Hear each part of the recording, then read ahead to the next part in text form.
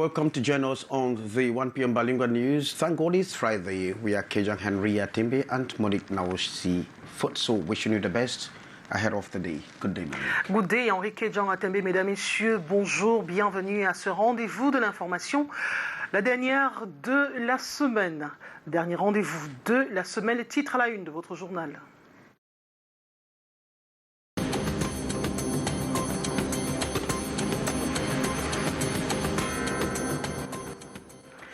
Rebondissement dans l'affaire de la jeune Nelly, 17 ans, qui s'est donné la mort au tribunal de Kribi. Ceci après avoir été reconnu coupable de vol de 200 000 francs CFA chez son employeur. Sa famille a décidé d'attaquer la plaignante en justice et l'État pour violation des droits et de fausses accusations. Election officials killed in the northwest region of Cameroon in what many have described as targeted killings. Accompagnement de Jenny Gento vers sa dernière demeure. La levée de corps de l'auteur du titre à succès débroussaillé a eu lieu cette matinée à la morgue de l'hôpital de la garnison à Douala. Avant l'inhumation demain samedi au cimetière de Ngodi, il est prévu une veillée artistique ce soir à la salle des fêtes d'Aqua.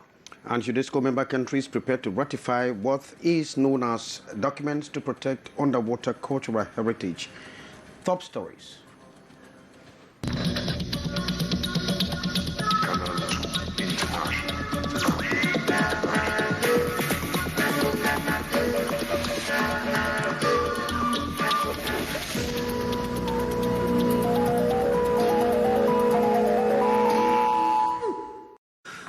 Bamenda. And if you are joining us, we are Kejang Henry Timbe and Monique Naoshi Foot. So for the 1 p.m. Friday edition on Canal International, we swing straight to the northwest region of the country, in Bamenda precisely, where it has been a bloody weekend in the town of Bamenda for 3 days running. There have been waves of what is known as targeted killings with 4 victims. 2 of them have been senior officials of the elections management body.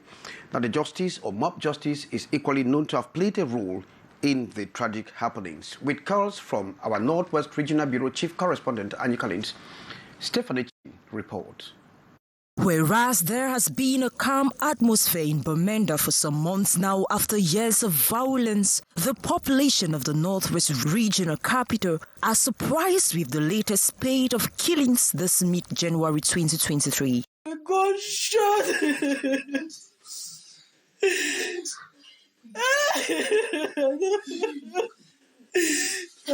This is the GBTTC street in Bamenda 3 subdivision, where the Elekam Council head for Jakiri in Bui division, Ufela Gilbert Tande, was shot to death on Wednesday evening as early as 7 p.m. I didn't even know when my husband opened the door again. I went out that he wants to board the gate so that maybe they're still around. As I was following him out, I saw those guys driving out with the car. My husband was just there pleading there. As he was standing there, I was trying to call him that no, he should come back and leave them. To my greatest surprise, I just remember the gunshot. Asked whether he could be indebted to anyone, the now widow Patricia does not seem to have any idea. None that I know of. I don't know of anyone. I don't know of anyone. No.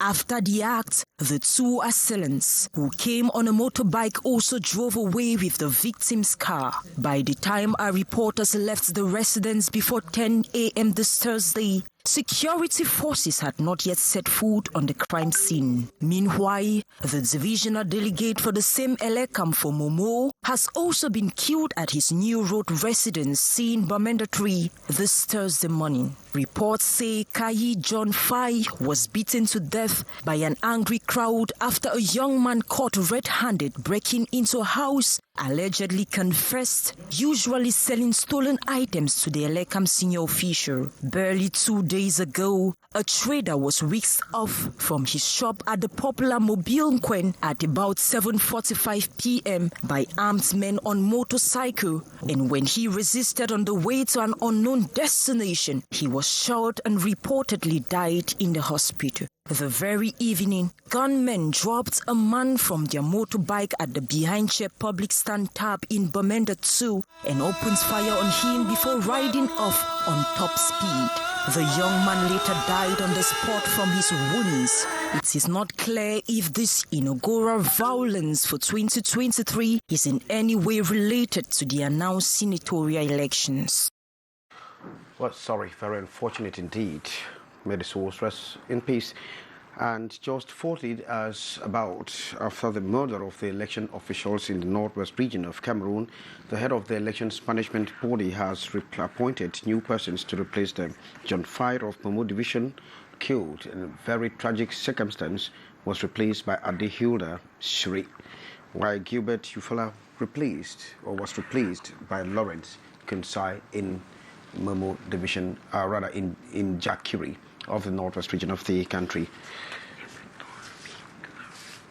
And efforts are intensifying to ensure that some African countries ratify the implementation of the 2001 UNESCO Convention on the Protection of Underwater Cultural Heritage. Some UNESCO member countries are in Cameroon, coming from Congo, Sao Tome and Principe, are meeting for 3 days to discuss progress made so far towards the ratification of that document to protect underwater. Amber Gladys Dibang reports.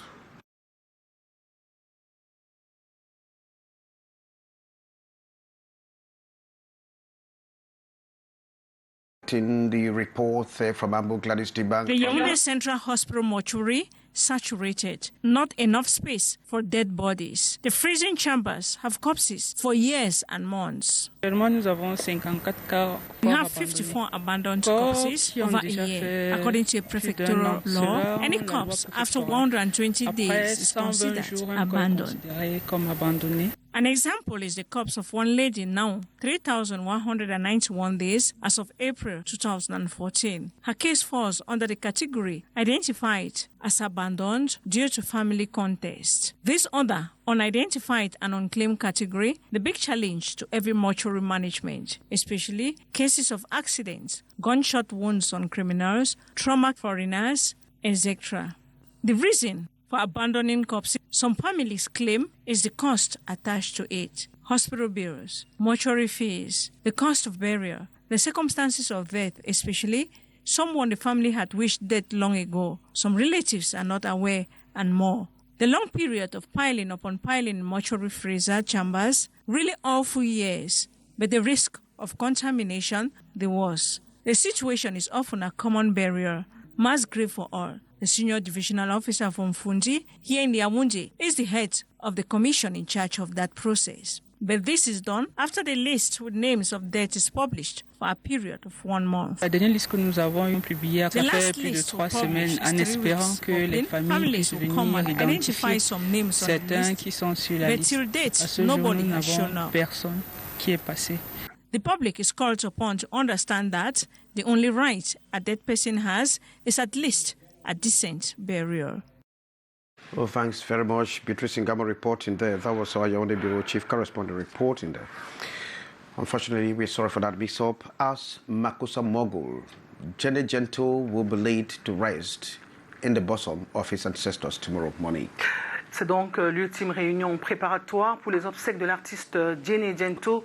Hier, les amis, les membres du comité d'organisation ainsi que les membres de la famille de l'artiste qui a réussi le titre débroussaillé dans les années 86 au Cameroun, eh bien, il y a 1 heure, 2 heures de temps seulement que sa dépouille est partie de l'hôpital, la morgue de l'hôpital La Garnison de Douala pour un tour de ville. Ensuite, le corps sera déposé à la paroisse Sainte-Monique de Maképé et ce soir, une veillée artistique est prévue à la salle de fête d'Aqua. Je vous propose quelques réactions du président du comité d'organisation et le président d'honneur, Georges Dixon, et Dédié Yango. Généralement, les artistes s'organisent à part et la famille nucléaire s'organise à part. Mais pour une fois, nous sommes avec la famille et ce qui facilite les choses. Donc nous sommes fin prêts, on est là la dernière minute pour essayer de voir des choses qui restent à ajuster et qu'est-ce qu'il faut modifier. Je voulais également dire à ceux de la diaspora qui n'ont pas pu venir, de dire un grand merci pour la contribution qu'ils ont faite à partir de là où ils ont été. Parce que vraiment, c'était énorme, c'était formidable la mobilisation qu'ils ont eu à faire. Vivement qu'ils ne s'arrêtent pas seulement sur Djené, qu'ils le fassent pour Kambébria, pour Zébela, Pendadale. Au niveau de l'organisation, ça s'est bien passé parce qu'avec Longa TV au niveau des réseaux sociaux, il a pu toucher la diaspora, les mécènes et autres. Et nous également, nous avons fait le porte-à-porte. C'est un travail de longue haleine, on n'a pas dormi.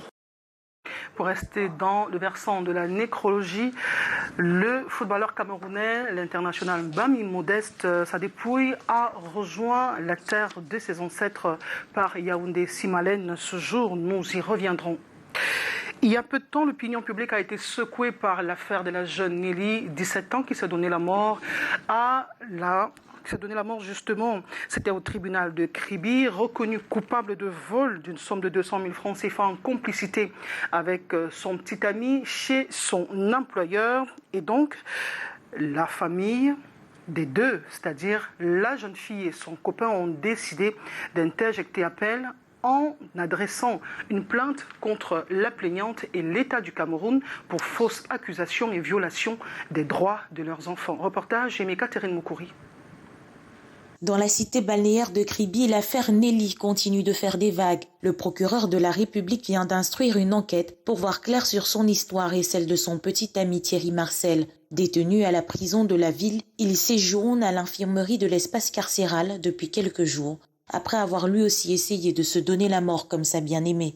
Clamant son innocence dans le cas de vol pour lequel il a été inculpé, le jeune de 18 ans et sa famille ont fait appel aux professionnels des droits de l'homme pour dénoncer ce qui est, selon eux, un traquenard tendu par l'ex-employeur des tourtereaux qui dit s'être fait dépouiller de la somme de 200 000 francs CFA par ceux-ci. Il s'agirait d'une Camerounaise retournée à l'étranger après quelques semaines passées au pays. Et en rappel, la mineure a fugé de Douala. Elle se retrouvait chez cette dame-là qui n'a même pas pris soin d'appeler des parents de ces mineurs, pas de se rapprocher, n'est-ce pas, des affaires sociales, encore moins de la police judiciaire pour signaler qu'ils avaient des mineurs, mais qui employaient des mineurs chez elle pendant presque 2 semaines, sans rémunérer d'ailleurs. Selon les avocats du jeune garçon, Thierry et Nelly travaillaient clandestinement depuis seulement 2 semaines chez la dame, Nelly comme ménagère. La jeune fille qui avait quitté brusquement son domicile à Douala était recherchée par les membres de sa famille. C'est dans un cercueil qu'elle leur reviendra. La petite a été enterrée quelques jours après. Elle qui avait déclaré froidement, après son jugement, préférer mourir au lieu de rester innocemment prisonnière avant de se jeter du premier étage du tribunal. Nous nous sommes rapprochés d'ailleurs du commandant de brigade de Dombé qui était, n'est-ce pas, l'officier en charge de cette enquête, qui a déféré d'ailleurs des enfants. Et au regard des éléments que nous avons, sans véritablement être péremptoire, il s'agit là d'une question fondamentale de violation grave des droits de ces jeunes. Les parents de Nelly ont porté plainte contre l'employeur de la jeune fille et contre l'État du Cameroun, représenté par le tribunal d'instance de Kribi. Encore un gang de malfrats hors d'état de nuire à Bafoussam. La police déterminée à tordre le cou au grand banditisme vient de prendre dans ses filets des voleurs présumés spécialisés dans le braquage à main armée. Les 4 renégats actuellement entre les mains de la justice ont été présentés à la presse. Reportage de Michel, Solution Pourquoi ? Les populations peuvent souffler. Après le gang de la Socade la semaine dernière, la bonne collaboration entre les unités de police de Bafoussam a permis de mettre la main sur un gang de 4 autres présumés malfrats. Tchounchou alias Ibrahimovic, Ismaïla, Fouapilonsi Bienvenu et le chef de gang Hassan alias Sodia. Tous des repris de justice sont âgés entre 23 et 35 ans. C'est pour dire que nous travaillons en synergie, il n'y a pas de cloisonnement, surtout quand il s'agit de la lutte contre le grand banditisme. C'est grâce donc à l'action importante du groupement spécial d'opération GESO que ces redoutables gangs ont été mis hors d'état de nuire. Nous n'hésitons pas toujours de sensibiliser la population, de pouvoir nous donner toute information susceptible de mettre hors d'état de nuire des fauteurs de troubles. Spécialiste du braquage en main armée, il aurait opéré dans plusieurs villes du pays. 8 millions de butées emportées dans un magasin de brocante libanaise à Douala. Des pertes déplorées par leurs victimes s'évaluant en dizaines de millions de francs à Bafoussam sont, entre autres, des faits d'armes. Dans leur mode opératoire, après avoir ciblé les domiciles, ils planquent aux encablures des domiciles. Et lorsque les victimes regagnent les domiciles, au moment d'ouvrir le portail, c'est avec une violence indescriptible qu'ils se ruent sur les victimes et sous la menace des armes, ils les dépossèdent de leurs biens et d'énormes sommes d'argent. Sodia, le chef de gang réputé très rusé, au vu de ses exploits de volatilité finalement arrêté par le groupement spécial des opérations à Yaoundé. Son exploitation permettra de mettre la main sur 3 autres membres du gang, 2 armes à feu, des munitions et quelques prises de leur récent forfait. Sur instruction du délégué général à la Sûreté nationale, ils sont transférés à Bafoussam pour la suite des diligences judiciaires. Focus sur le site de l'hôpital annexe d'Ayos. Sur ce dernier était construit un centre sanitaire par un Allemand en 1914, dont le spectre des soins s'étendait aux régions du centre et de l'Est. Le docteur Léon Clovis Eugène Jamouy a ouvert un centre d'instruction médicale en 1932 et dont des pionniers y ont fait leur classe, au rang desquels le défunt Premier ministre camerounais Charles Assalé, qui a été major de sa promotion en 1934, mais aujourd'hui la structure véritable creuset de la formation des hommes en blouse blanche des années 40 et 50 n'est plus que l'ombre de lui-même. Karel Mesatiachoya, Michel Foucault. Les signes des affections dont souffre cet hôpital, visibles dès l'entrée. La plaque signalétique est mal en point. Un peu plus loin, des bâtisses, toutes ou presque, rongées par l'humidité vous accueillent. À l'intérieur aussi, ce n'est pas la grande forme, comme ici au laboratoire. Pas d'ampoule dans les réglettes et des appareils défectueux depuis 2019, nous dit-on, tués par l'électricité clignotante ou quasi inexistante. On passe parfois des jours, voire des semaines sans électricité. Nous avons quand même un groupe de secours qui, c'est vrai, à cause de sa consommation, nous ne pouvons pas utiliser souvent. C'est ici qu'est installé le groupe électrogène en question. Des voix indiscrètes signalent que l'appareil est malade, même si le malaise n'est pas aussi grave que celui dont souffre le château d'eau. Le précieux liquide ne coule pas depuis belle lurette. Ce n'est pas facile, mais nous avons des sources alternatives. On va puiser de l'eau dans les forages en ville, on trouve des solutions. La ressource humaine aussi manque. À l'hôpital régional annexe d'Ayos, dans le département d'Union et Foumour, région du centre. Autre bobo détecté dans cette structure sanitaire. Nous avons des accidents qui arrivent ici, pas de remède à la pharmacie. D'où le faible taux de fréquentation enregistré dans cet hôpital. Le patron de la santé publique, qu'accompagnent autorités et élites du coin, est justement venu prendre le pouls, son ordonnance pour le remettre sur pied. Nous allons réfléchir avec notre collègue du ministère de l'eau et de l'énergie sur comment faire pour que cet hôpital soit autonomisé en eau et en électricité. Sur le plan infrastructurel, nous avons vu qu'il y a beaucoup de bâtiments qu'il faudrait réhabiliter. Sur cette prescription repose l'espoir de voir renaître cette structure hospitalière qui, soit dit en passant, est le berceau de la médecine au Cameroun et en Afrique équatoriale. Mener la guerre contre le discours de haine au Cameroun, 1000 jeunes volontaires sont recrutés pour ce combat. Henri Kedjon-Atembe. And the fight will be conducted across the country where 1,000 young Cameroonian volunteers have been recruited by the Ministry of Youth Affairs and Civic Education to fight hate speech and fake news on the social media. But then experts are questioning how concrete will this unfold and the expected results. Hyacinth Chia reports on that. They have started filing in their applications to serve as electronic volunteers, if selected among the 1,000 young Cameroonians, to embark on online campaign against violence, fake news and hate speech spread over the social media. The youths are the most who occupy the social medias, and when they go there, they are more apt they will have enough material, they will have what it takes for them to intervene on social media and counteract or fight against hate speech. The initiative by the Minister of Youth Affairs and Civic Education, Monona Fosso, under the instructions of the head of state, is baptized Patriots of the Social Media, will see the selection of youths capable of preaching the moral values. The criteria for selection is clear in the tender document. The youths are Cameroonians who, with goodwill and who are ready to fight hate speech. But according to some civil society activists, the drive has been wrongly calculated and may not yield the expected results. I feel that there are better ways to empower young persons. As a civil society actor, I accept that there's abuse in social media use, and we risk even increasing the use of hate speech if the people we are recruiting are not better trained. I want just to advise that it should be motivated by the need to serve the Cameroonian people and not motivated by political gains. The 1,000 youths will be expected to craft enough sensitization messages and constantly circulate them on their different handles of the social media to redress wayward users. Much has seen some schools-related gender-based violence in Cameroon remains preoccupying, with human rights organizations drawing the attention of journalists to the problem, as they say it is very much underreported. Now, in schools, hardly a day passes by without teachers, students, and even administrators, as well as parents, experiencing one form of gender-based violence.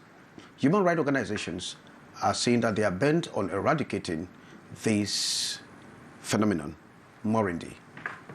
School-related gender-based violence in Cameroon is a call for concern. Human rights experts have continuously cried out.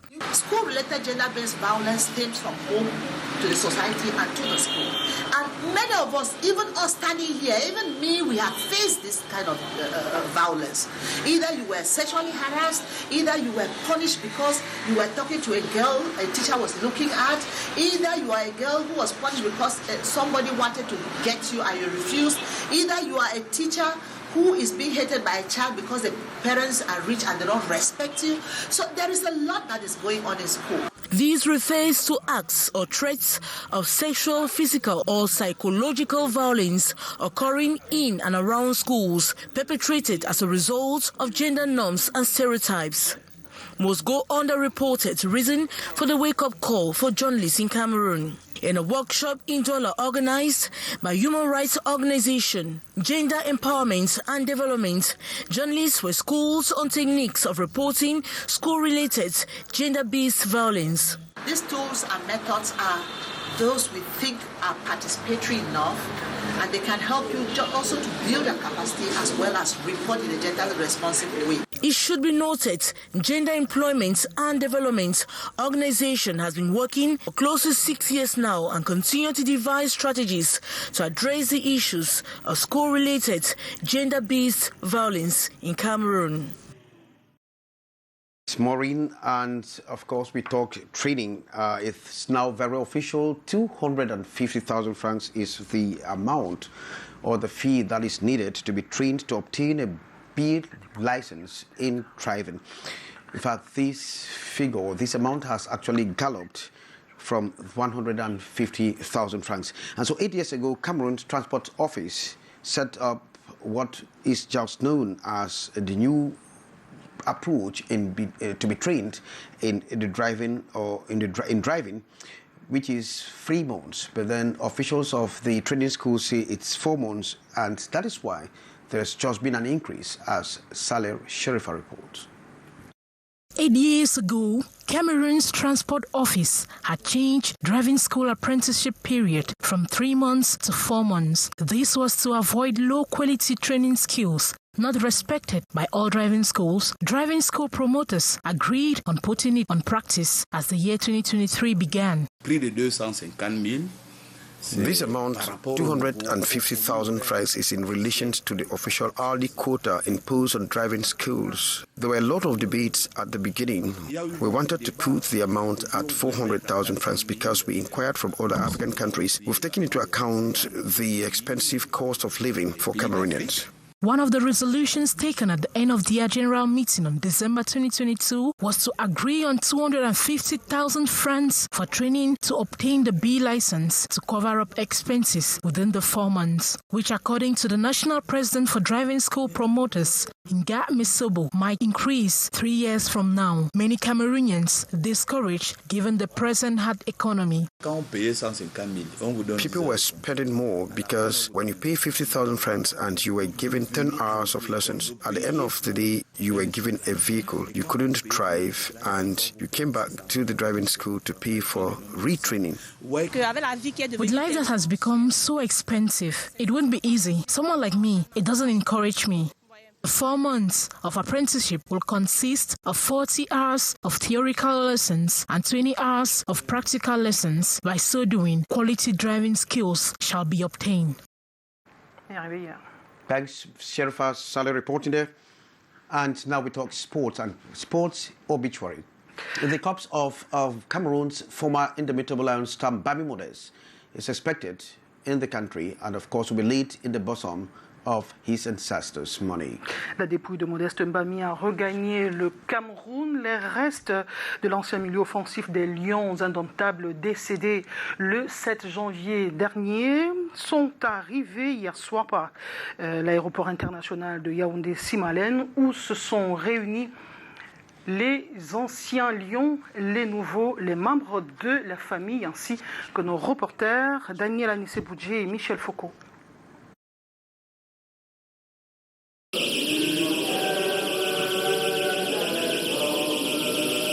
Modeste Mbami, de retour dans son pays natal, mais dans un cercueil. Il est 21h55 à l'aéroport international de Yaoundé-Simalène ce jeudi, lorsque la dépouille de l'ancien lion indomptable médaillé d'or olympique en 2000 fait son entrée dans la salle des arrivées. Sur place, des membres de la famille meurtrie, ses anciens camarades de jeunesse stars de Yaoundé, d'anciens coéquipiers qui se souviennent encore des bons moments passés avec leurs camarades dans et en dehors des stades. Il a amené beaucoup de positifs. Même quand on le voyait, on avait seulement envie de rigoler parce qu'il était toujours souriant, toujours en train de blaguer. Et c'est ça qui a mis beaucoup d'ambiance dans notre groupe. Et c'était notre influenceur un peu à l'époque. On a été formés ensemble, on a habité dans la même maison, on a voyagé ensemble, on a été à la K10 Academy, on a dormi dans la même chambre. 2 jours, 3 jours avant qu'il ait décédé, j'ai parlé avec lui, on s'est laissé des voices et il avait un projet et il partait en Hollande. C'est quelqu'un qui a gardé les liens avec le football jeune, le football de base. Il n'a jamais oublié qu'il venait d'un quartier difficile. Le temps du recueillement, une messe de requiem est dite en la mémoire de l'illustre disparu. L'évangile tiré du livre de Matthieu, chapitre 24, invite les vivants à veiller et prier, car nul ne sait ni l'heure ni le jour. C'est au cours de ces moments que les questions autour de notre fin doivent être plus fondamentales. Après la bénédiction du cercueil par le prêtre, la dépouille prend ensuite la direction de la morgue de l'hôpital général de Yaoundé, en attendant la programmation des obsèques officielles. C'est la fin de cette édition du 13h bilingue sur Canal 2 International. Notez que c'est aujourd'hui qu'a eu lieu la levée du corps de Jenny Gento, l'auteur du titre à succès Débroussaillé. Et ce soir, pour lui rendre un ultime hommage, ses collègues musiciens vont produire un spectacle. Ce sera à la salle des fêtes d'Aqua dès 20h. Enrique Jean Atembe, I wish you a wonderful weekend. Wonderful weekend to you as well, Monique Naosi Futsu, and of course to all our televiewers. Stay safe and avoid jumping into troubles. We want to thank you for your attention. Wonderful weekend ahead.